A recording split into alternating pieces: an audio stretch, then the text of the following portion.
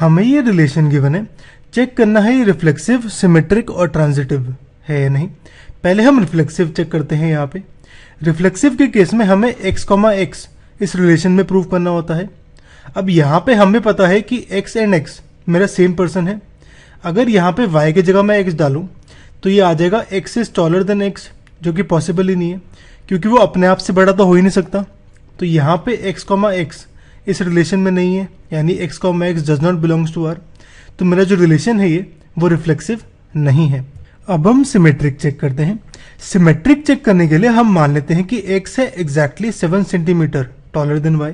तो इसका अगर उल्टा कर दें तो y मेरा टॉलर देन x नहीं हो सकता क्योंकि x टॉलर है। अब मेरा ये लाइन का मतलब है ये चीज़ कि x, y इस रिलेशन में है, यानी x, y belongs to R। अगर मैं y की जगह x डालता हूँ, x की जगह y, तो ये आ जाएगा y टॉलर देन x, जो कि पॉसिबल नहीं है। तो यहाँ पे आएगा y, x does not belongs to R। अब क्योंकि अगर x, y belongs to R है और y, x does not belongs to R है, तो मेरा जो रिलेशन है ये वो सिमेट्रिक नहीं है। अब हम ट्रांजिटिव चेक करते हैं। ट्रांजिटिव चेक करने के लिए हम मान लेते हैं कि x है exactly 7 centimetre taller than y, ऐसे ही y है exactly 7 centimetre taller than z। तो यहाँ पे x है y से 7 सेंटीमीटर लंबा, ऐसे ही y है z से 7 सेंटीमीटर लंबा।